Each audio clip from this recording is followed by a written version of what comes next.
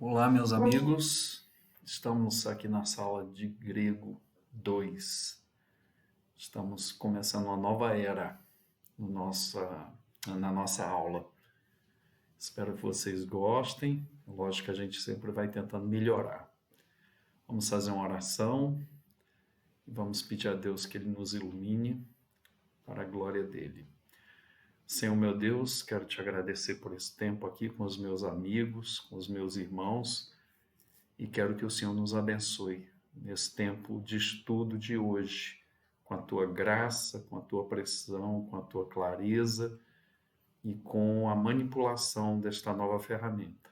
Me ajude, me abençoe e ajude cada um que está em casa, os meus irmãos e amigos, dando a iluminação de que eles precisam. Pedimos a tua graça e a tua bênção nesta noite, em nome de Jesus. Amém. Então, deixa eu agora diminuir aqui. Olha aí. Ui, tá vendo? Fiquei pequenininho.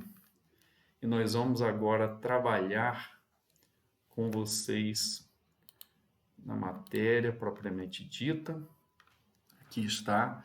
Nós vamos fazer primeiro uma revisão da aula passada e nós vamos ter agora os objetivos, né? Ao final desta aula, o aluno deverá relembrar, estará apto a entender o significado, tá?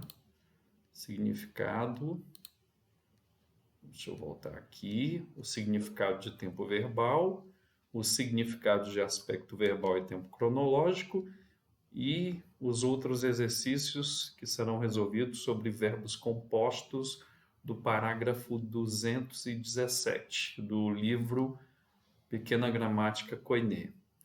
Revisão da aula passada é muito interessante aqui.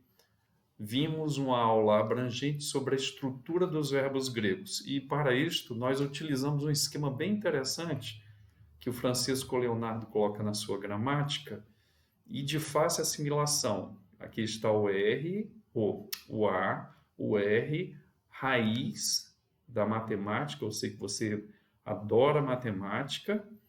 E aqui nós vamos ter o S, o V e o T. O que são essas letras? Elas trazem para nós a raiz, o A, o R, o S, o V e o T. O que seria o A? Seria o aumento, o R seria a reduplicação e a raiz matemática seria a raiz do verbo, nós estamos falando de verbo, e o S, o sufixo temporal, o V, a vogal de ligação, e o T, a terminação pessoal. Então, aqui o aumento, reduplicação, raiz do verbo, sufixo temporal, vogal de ligação e terminação pessoal. Vamos ver cada uma dessas coisas. O aumento é o acréscimo do prefixo epsilon antes da raiz do verbo, ou seja, aqui está o aumento. Então, antes da raiz vai vir um epsilon.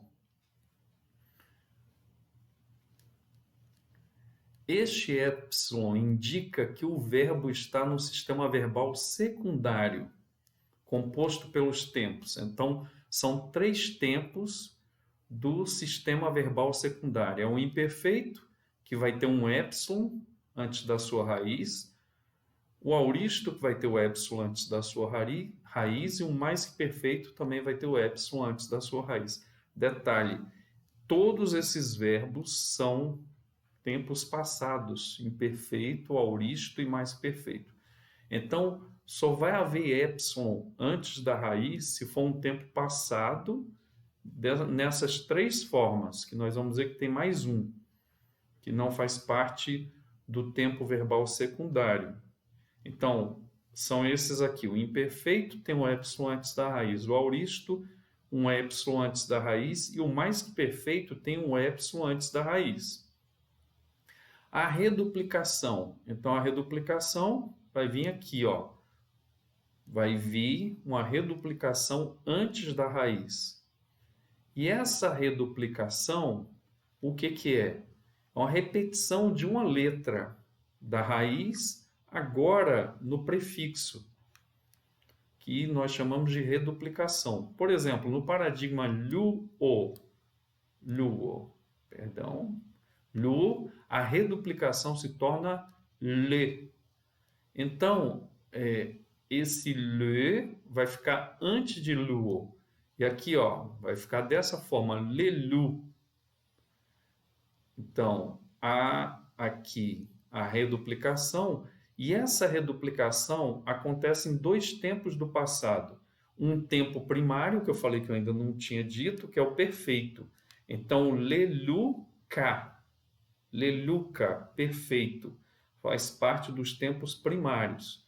E o mais que perfeito que nós já vimos, que está faltando aqui o eleluca, tá? Está faltando um epsilonzinho aqui, que é o mais que perfeito, que está aqui, ó, o mais que perfeito. Então, ele vai ter o epsilon aqui e o le, que é a reduplicação. Eu esqueci aqui de colocar o epsilon. Então, fica eleluken. Então, o mais que perfeito é o único tempo que possui tanto o aumento como a reduplicação. Tá? Aqui a reduplicação e o aumento que eu esqueci. Então, ficaria eleluken. E o perfeito, que é um verbo primário, mas do passado. Leluca. Então, os três, repetindo, que tem aumento, o imperfeito, o auristo e o mais que perfeito, vão acrescentar epsilon. Apareceu o epsilon antes da raiz, você já sabe que é um tempo passado. Pode ser o tempo passado imperfeito, o auristo ou mais que perfeito. E o perfeito, ele vai ter a reduplicação e o mais que perfeito a reduplicação. Sendo que o mais que perfeito, ele precisa do epsilon também. Então fica eleluken. E a raiz do verbo? A raiz do verbo está aqui. O que seria a raiz do verbo? A raiz do verbo é a parte mais importante do verbo, porque sem ela não existiria o verbo. Então aqui, por exemplo, o verbo comer, a raiz é come. Então, daqui você tira, dessa raiz você pode acrescentar, né, o que nós chamamos de morfemas para dar origem a um tipo de comer no passado, no presente ou no futuro. E o outro é o vender, que é o vende. Olha que a raiz de vende é diferente de come, porque são verbos diferentes. Por isso que eu falei que é imprescindível essa parte. A raiz do verbo, sem ela não existe o verbo. E o próximo sufixo temporal naquela figura é o S, que vem depois da raiz. Então, por isso que se chama sufixo, e ele tem características temporais. Quais as características temporais dele? Então, ele vai dar uma característica ou de futuro ou de auristo. Então, veja, no paradigma que nós vimos lá, o luo, você, se quiser o futuro, você vai acrescentar aqui, ó, depois da raiz, o sigma. Então, o sigma aqui vai dar luso, que está indicando o futuro. Já o auristo, ele vai ter que ter o aumento, que nós já vimos, mas ele vai ter que ter também o sufixo temporal sigma. Então, fica elusa, primeira pessoa do singular do auristo ativo. Aqui, elusa, elusa. E o próximo é a vogal de ligação, que é essa daqui, ó, o V, representando o V no nosso gráficozinho aqui. Então, vogal de ligação, ela é acrescentada entre a raiz do verbo e as suas terminações para quê? Para facilitar a pronúncia do verbo. Nós vimos isso. Por exemplo, legomen. O ômicro vai ser essa vogal de ligação. E a terminação pessoal, que está aqui, ó, o T, que vai ser exatamente o que eu chamo de DNA do verbo. Por quê? Porque ele dá três características importantíssimas sobre o verbo: a pessoa, o número e a voz. Então, por isso que eu chamo de DNA, que são as informações mais importantes do verbo. Por exemplo, em legomen, que a gente deu o exemplo da vogal de ligação ómicro, o men mostra que o verbo está na primeira pessoa, do plural e na voz ativa. Ok? Então, o chamado tempo verbal vai ditar o que precisamos saber sobre a questão temporal dos verbos gregos. Quando falamos de tempo verbal, há duas indicações que são determinadas: o tempo cronológico da ação e o aspecto da ação, que é importantíssimo, o aspecto da ação. Vamos ver no que dá essas duas coisas. Então, veja um exemplo aqui. Se você estiver com uma tarefa, e esses exemplos eu estou tirando do livro do Monse, William Monse, da editora Vida, que é um bom livro. Então, se você estiver com uma tarefa de estudo, esta pode ser expressa em três formas possíveis. Primeiro, se você estiver estudando grego agora, o verbo ficará no presente. Eu estudo. Se você estiver planejando estudar grego amanhã, o verbo ficará no futuro. Eu estudarei. Mas se você já tiver estudado grego ontem, o verbo ficará no passado. Eu estudei. Então, o tempo, tanto no português como no grego, se refere tanto aos aspectos cronológicos, como nós vimos aqui, por exemplo, eu estudo, eu estudarei no futuro, eu estudei no passado, como também aos da ação, que caracteriza a ação, que é o mais importante. Então vamos trabalhar esses dois aspectos. Veja, o tempo cronológico, como o nome já indica, refere-se à dimensão cronológica da ação expressa pelo verbo. Por exemplo, eu andei de carro ontem, ou seja, a pessoa andou de carro na cronologia passada. Isso é muito simples. A gente trabalha isso muito no dia a dia. E o tempo em relação ao aspecto da ação. Isso é muito importante, pois é um conceito que, ao mesmo tempo, é o menos compreendido e é o mais importante, como eu frisei. É o conceito principal do verbo grego, isto é, o tipo de ação que descreve o aspecto e não quando a ação ocorre. Então, que aspecto é esse? Vamos ver. Por exemplo, a diferença entre estudei ontem à noite, né? Ou seja, um certo evento ocorreu ontem à noite, descreve um evento simples e não nos oferece indício quanto à natureza exata do seu tempo. Então, não diz, só fala que estudou. Você não sabe como a pessoa estudou, se estudou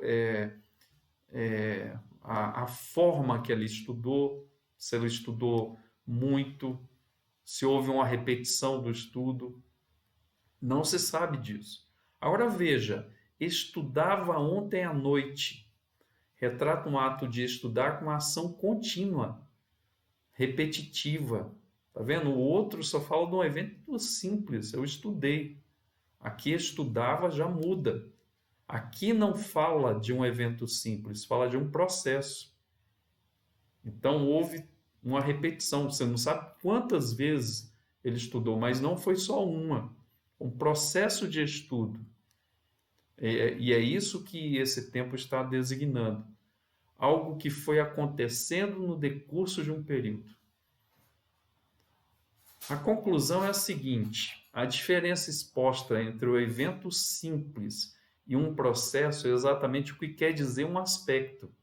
Está vendo? O aspecto do simples é um e o aspecto do processo é outro. Nós vimos na página anterior que aqui, por exemplo, estudei ontem, né? Descreve um evento simples. Não nos oferece indício quanto à natureza exata do seu tempo. Não está falando mais do que isso, desse evento simples.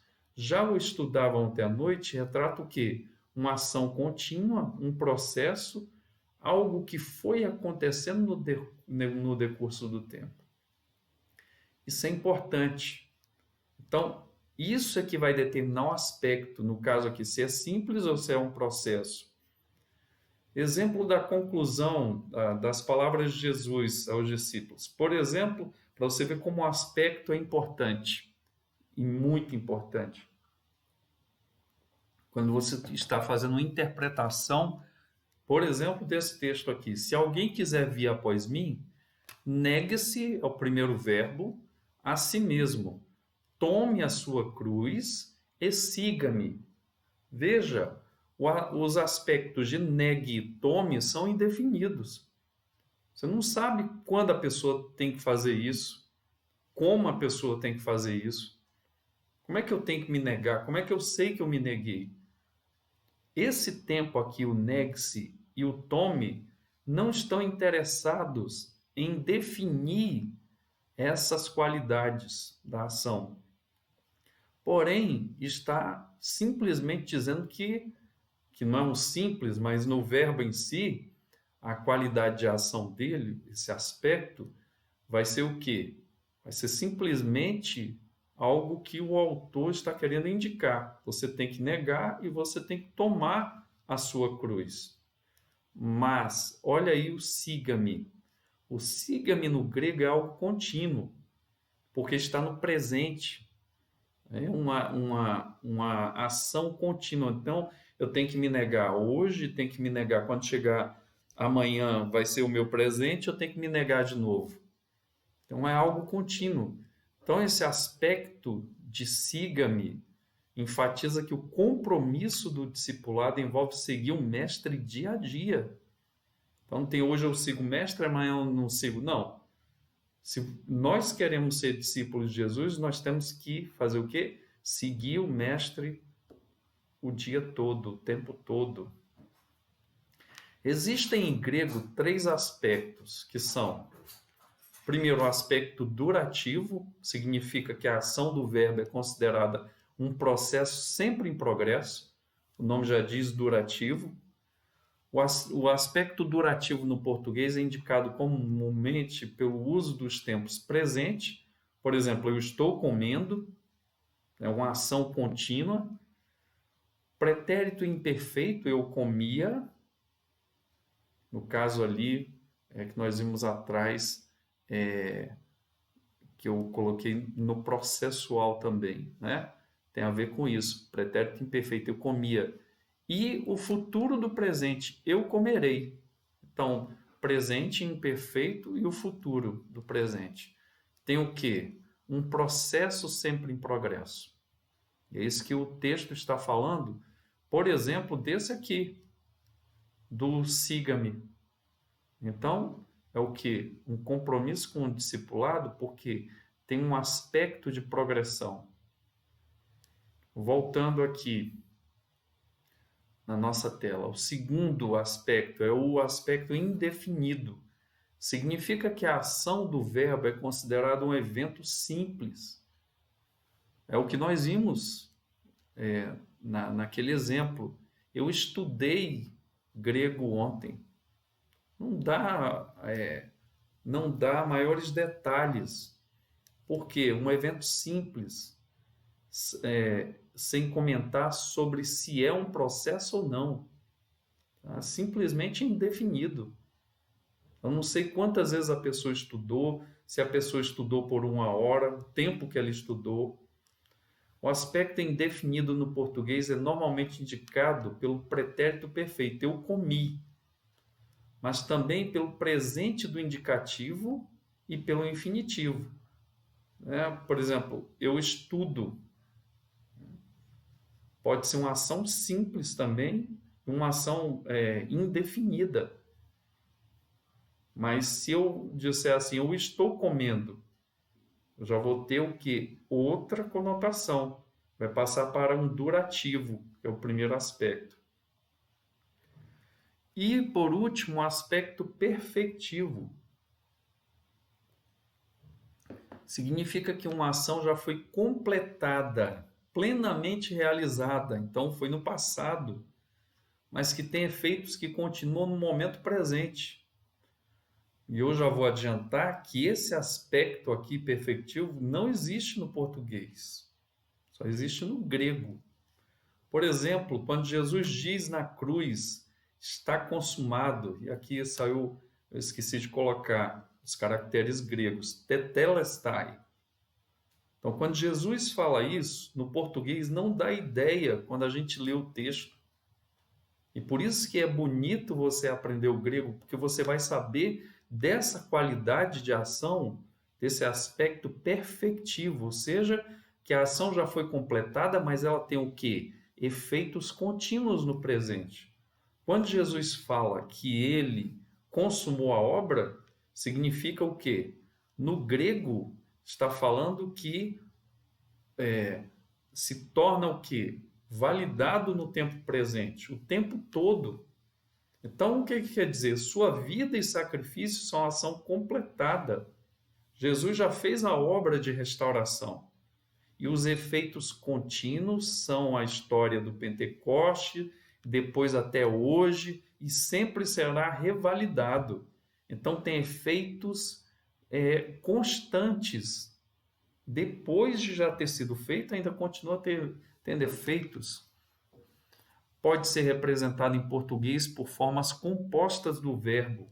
Por exemplo, eu terei comido, eu teria comido, tendo comido.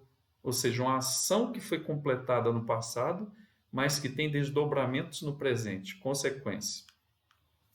Vamos tirar dúvida. Por exemplo, qual a diferença entre o indefinido e o pontual?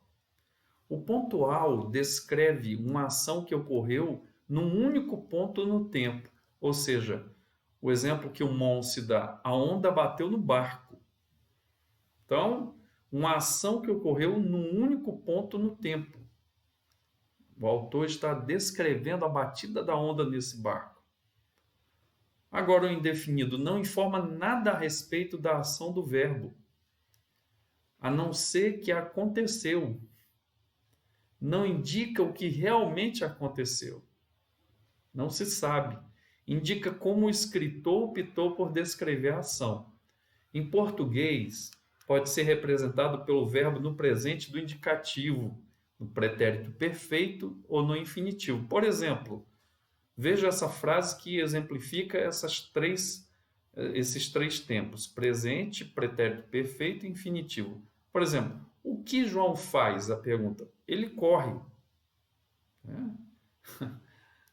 E aqui é outra frase. Correu, caiu. Está no passado. Ele correu e caiu. Mas não dá detalhes sobre esse correr e sobre o cair. E outra coisa também, quando ele fala aqui que é melhor correr ou andar, né? Não dá explicação sobre a ação do verbo, o que aconteceu realmente. Então, isso é indefinido, nós não sabemos. E o autor vai usar, quando ele usa o indefinido, essa qualidade de ação, ele está querendo exatamente não se comprometer com maiores detalhes. Agora vamos ver a comparação, para nós entendermos melhor, de Marcos 8:34 e Lucas 9:23, que são o quê? Descrições no Evangelho de Marcos e de Lucas da mesma chamada do Senhor para a vida de discípulo. Veja, em Lucas é um pouco diferente a parte gramatical em relação a Marcos. Lucas diz o seguinte: se alguém quer vir após mim, negue-se a si mesmo, tome diariamente a sua cruz e siga-me. Veja, aqui em Lucas, o tome está acompanhado do advérbio diariamente. Tanto Marcos como Lucas empregam o mesmo aspecto indefinido quando dizem tome. Não dá detalhes como isso vai ser. E o autor não está interessado nisso. Dá um leque de opções para isso. E é tão interessante porque com cada um acontece de um jeito, de uma forma, num cenário diferente. Mas é o que? O que o autor está interessado não é nesse cenário, não é nessas explicações. Simplesmente é que aconteceu aquilo, né? Ou seja, eu tomei a cruz. Ele não dá explicações sobre como é feito isso. E aqui, o verbo não especifica a natureza da ação, o tome. Meramente dizem que deve ocorrer, tá vendo? Porém, Lucas inclui um advérbio diariamente e torna aqui o tome, né? Cadê? Tome diariamente algo que enfatiza, né? A fim de que enfatize que tal ação é uma ação diária também, né? Então, em Lucas acrescenta esse advérbio para deixar bem claro. Poderia com igual clareza empregar o aspecto durativo, tomando, que daria a ideia de quê? Daria a ideia de algo processual, algo contínuo, e ter chegado ao mesmo significado. Mas Lucas, ele quis usar o advérbio. Veja, você poderia descrever uma queda d'água com um verbo contínuo, com ênfase no fluxo contínuo da água, no processo da queda da água. Você também poderia empregar o aspecto indefinido para descrever somente que a água está caindo. Veja, isso não significaria que você não sabia se a água estava caindo continuamente ou não. Isso não interessa, mas sim unicamente que você não se preocupou em enfatizar seu fluxo contínuo, o processo do fluxo, como ele está caindo. Você só queria dizer que a água partia de cima e acabava embaixo. Só isso. Juntando tudo e utilizando agora, vamos observar a oração abaixo. Eu estou falando, o que falava e que falarei, aspectos durativos. Veja, eu estou falando, o que falava, né? E que falarei, aspectos durativos, ou seja, há uma movimentação, um processo. Porém, não falei, aspecto indefinido. Eu não falei, ele não quer dizer como, qual processo ou contexto em que estava isso, mas que tenho falado, aspecto perfectivo, ou seja, é algo que foi falado no passado e tem o que? Reflexos no presente. Esse aqui, o aspecto indefinido, o autor está simplesmente não querendo dar detalhes sobre essa ação, simplesmente que ele falou. Se alguém perguntar, fulano falou aquilo? Ele falou. Então, não vai ter explicações sobre isso. Agora, se for um aspecto durativo, ele pode estar falando processualmente, um ato contínuo. Ele pode, no passado, ele falava, ou seja, houve uma repetição dessas ações, uma continuidade, não foi só um evento ali indefinido, e que falarei. Então, é algo que vai acontecendo no futuro. Então, meus amigos, isso é muito importante para nós entendermos essa questão processual, importante para nós entendermos as questões que nós vimos aí tão importantes para o nosso curso. Agora, nós vamos passar para a parte do Word, para nós vermos aqui como vai ficar aqui no Word. Tá? Nós estamos no Word agora.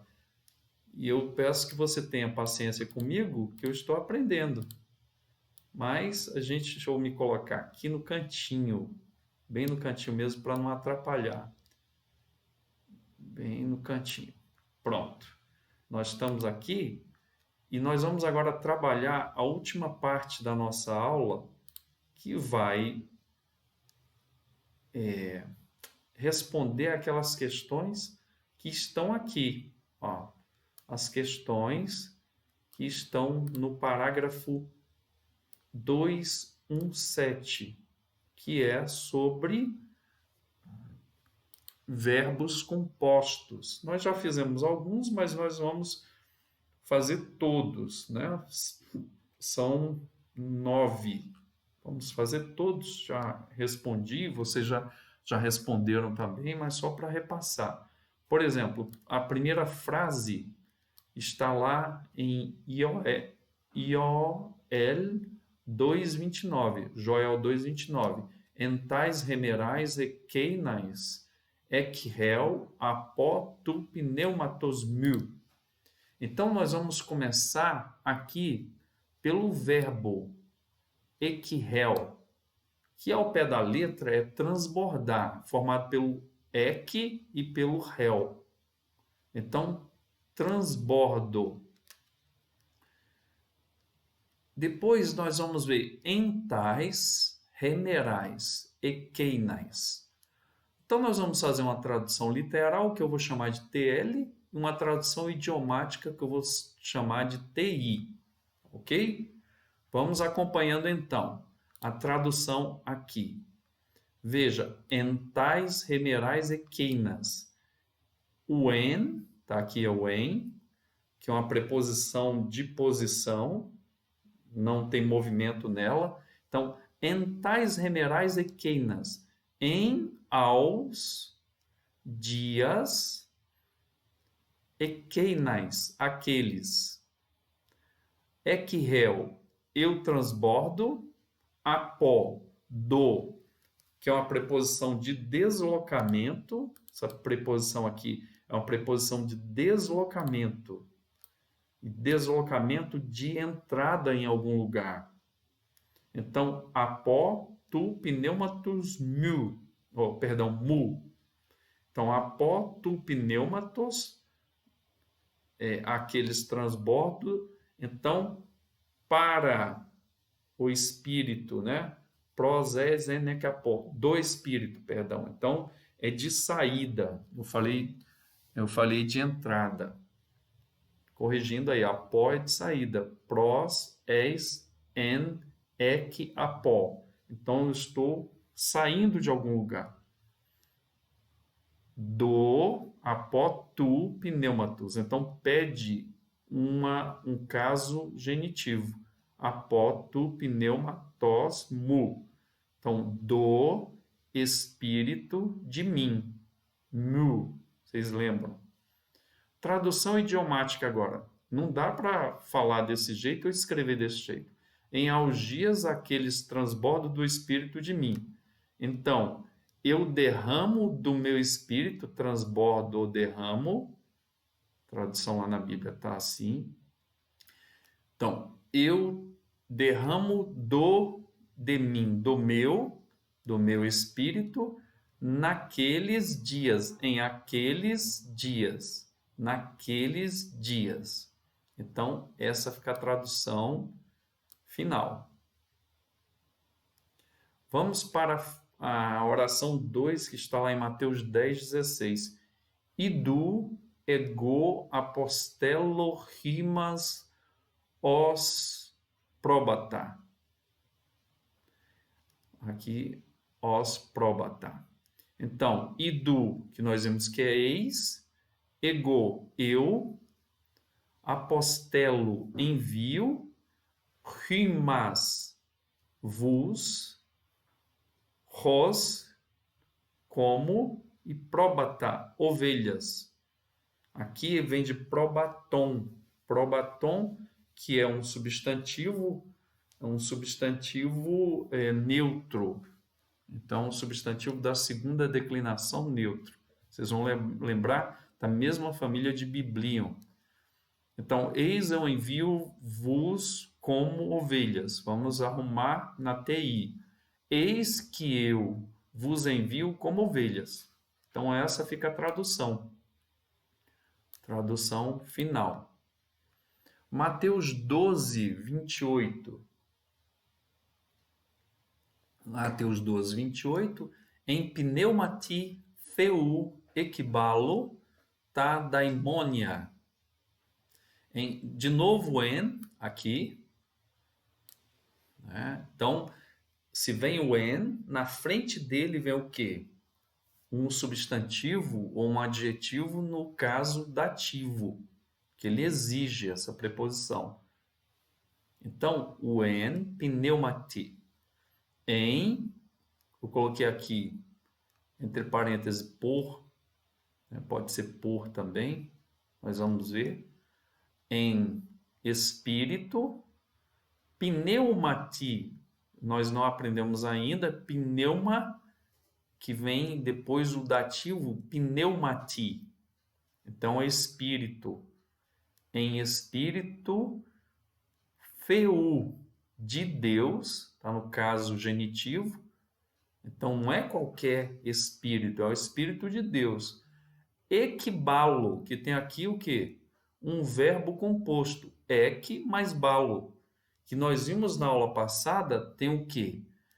O balo é jogar e o equi é para fora. Então, tem uma intensidade nisso. Nesse ponto aqui, tem aquela prova que nós falamos, que é o lançar para fora, que é o expulso. Tadaimonia, que é aqui daimonion, que vem da segunda declinação, também daimonion. Então é neutro.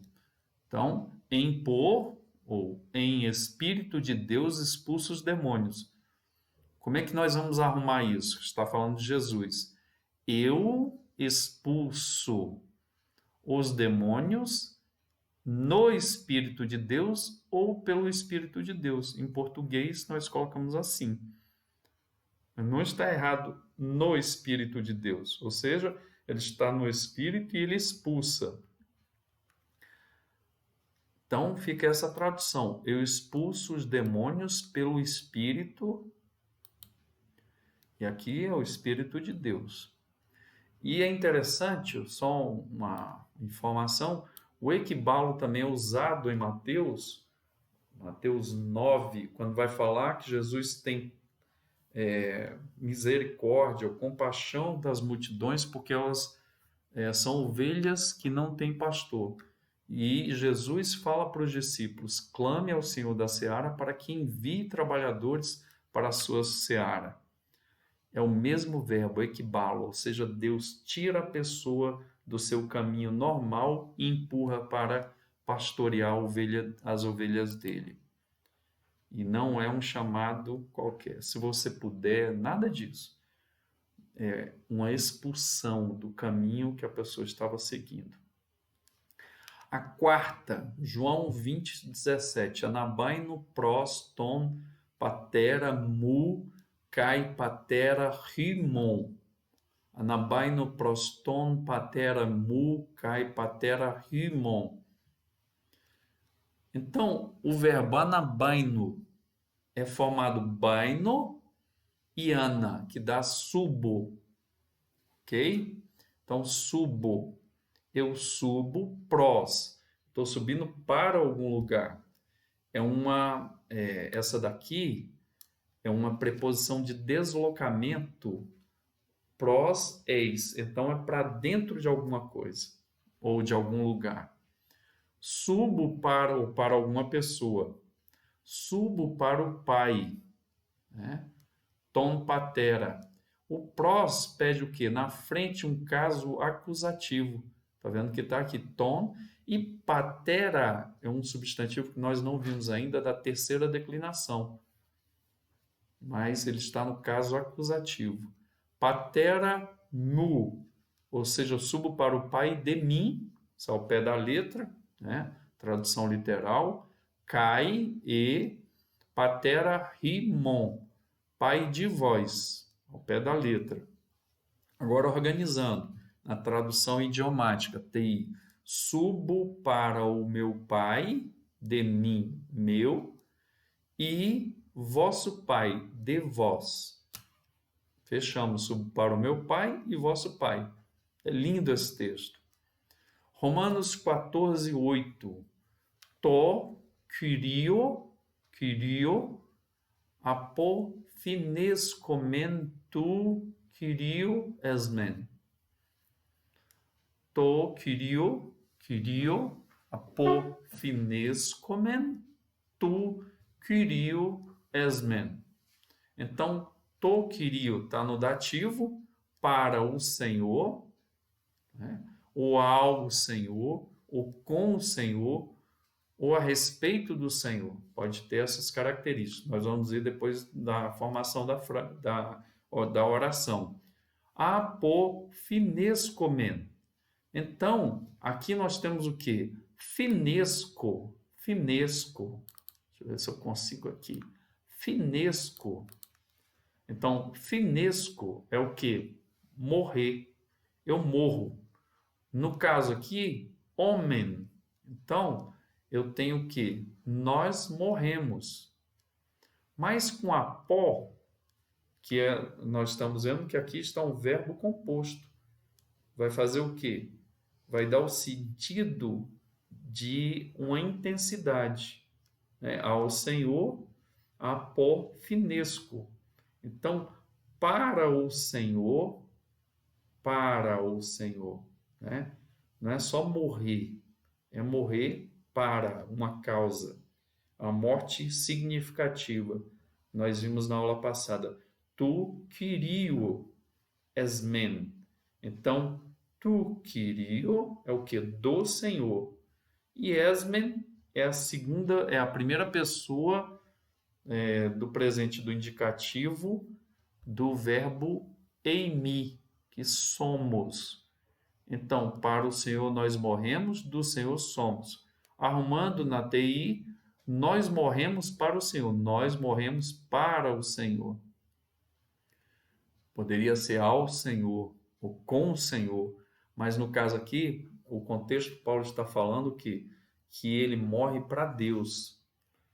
E também do Senhor nós somos. Como é que fica? Nós somos do Senhor. Então, nós morremos para o Senhor, nós somos do Senhor.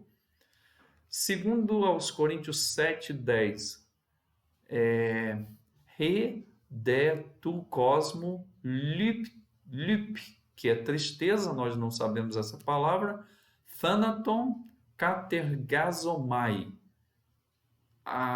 O verbo puro, o verbo original é ergazomai, trabalho, laboro, que, lembrando, é um verbo que não é somente um verbo composto, é um verbo anômalo, ou defectivo ou depoente, que ele tem características, o katergazomai, ele tem características de médio passivo, ao etai aqui, mas ele é um verbo ativo, é um verbo, então, ao mesmo tempo depoente e um verbo composto, formado pelo kat e ergazetai.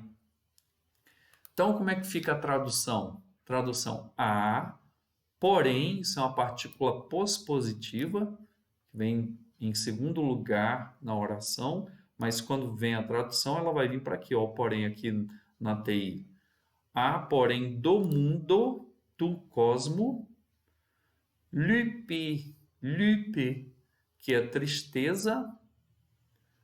A, porém, do mundo, tristeza, tá vendo? A gente vai fazendo literal, depois a gente arruma na TI. Thanaton katergazetai, tristeza, morte labora, ou trabalha, ou produz, que é a tradução que tem na maioria das Bíblias.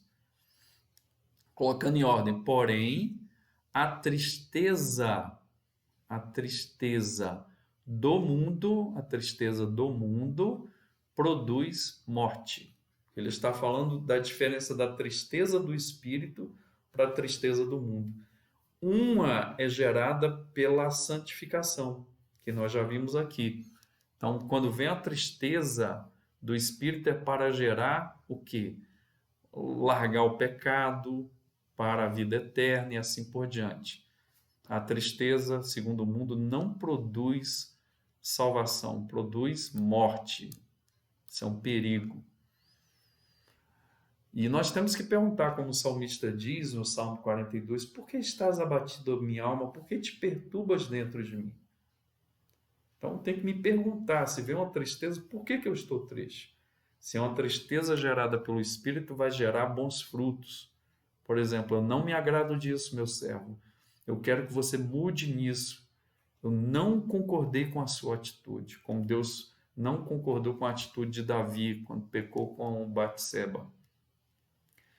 Isso é uma bênção, porque Deus só corrige aos seus filhos, porque Deus não corrige a quem não é filho dele. E segundo Tessalonicenses 3:5, eis ten agapen tu theu caeis.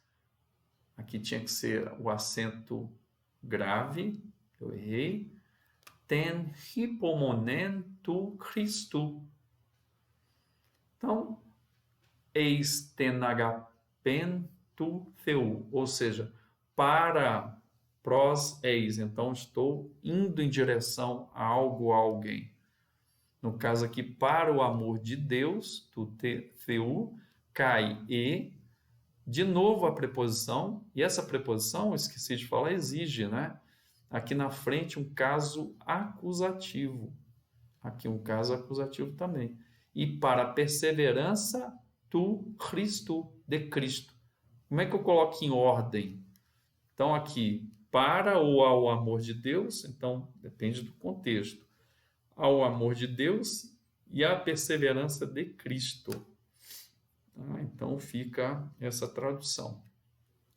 E o próximo, Hebreus 4:3, é serrometha, gar eis ten catapausin.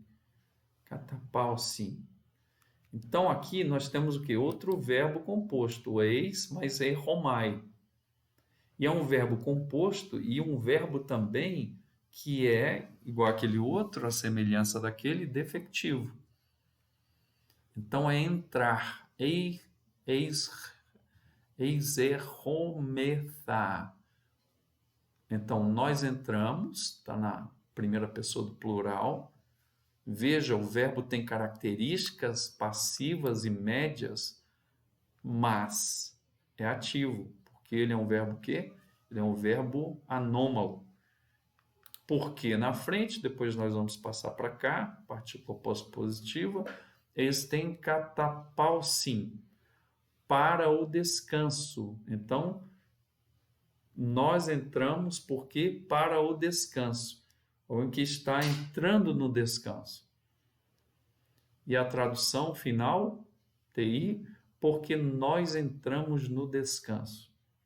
E nós todos, servos do Senhor, queremos esse descanso. A vida eterna, perfeita, planificada no Senhor. E Tiago 1,12 vai estar aqui. Macarios, anthropos, hos, hipomonei, peirasmon. Então, Macarios, felizes. Aqui devia estar entre parênteses, saiu errado. Anthropos, está falando de homens. Felizes os homens, que é um pronome relativo, nós ainda não vimos, mas é muito simples, nós vamos ver. Então, feliz, aqui está errado, tá? Feliz. Deixa eu ajeitar aqui logo. Então, aí você vai até pegando como é que mexe no teclado do grego. Então, aqui tem que trocar a fonte, tá vendo? Tem uma fonte BW grego KI. Eu mudo para fazer o parêntese aqui. Aqui eu vou salvar. Então, Macarios, feliz. Hos, aquele que. Hipomenei, meno é permanecer. Então, suportar. Hipó, abaixo. Meno, permanecer, suportar para baixo. Peirasmon, que é tentação. Tradução, né? A mesma. Feliz aquele que suporta a tentação. Bem, meus amigos, nós estamos chegando ao final da nossa aula e eu quero agradecer a sua paciência. Nós estamos, deixa eu puxar aqui, ficar grande de novo. E a cada dia nós vamos melhorando aqui a nossa qualidade de vídeo, de áudio. A graça de Deus a gente vai chegando lá, tá ok? Eu quero me despedir de vocês, fazendo uma oração. E você tem um vídeo gravado aí.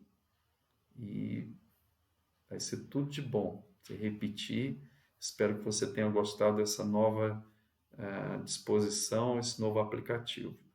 Otimiza o nosso tempo, fica melhor a visualização e o ganho no aprendizado. Ok? Que Deus possa nos abençoar. Eu vou orar agradecendo por esta aula e que Deus possa te abençoar. Pai, muito obrigado por esse tempo, que a tua graça esteja sobre nós e que esse aprendizado tenha, ó Deus, enriquecido os meus amigos e irmãos. No nome de Jesus eu oro e já te agradeço. Em nome de Jesus, Pai. Te louvo e te bendigo. Amém. Antes de terminar, eu já estava me esquecendo também de agradecer ao meu irmão Marcos Vinícius, que me ajudou, aprendeu essa ferramenta. Lógico que a gente está começando. E me ensinou com maior presteza, com maior amor. E eu oro para que Deus possa retribuir ao Marcos Vinícius com muita alegria e bênção para ele e para sua esposa. Tá ok? Forte abraço também para os meus alunos, especialmente do Seminário Presbiteriano de Brasília. Que Deus nos abençoe. Estamos ficando por aqui. Grande abraço. Até a próxima.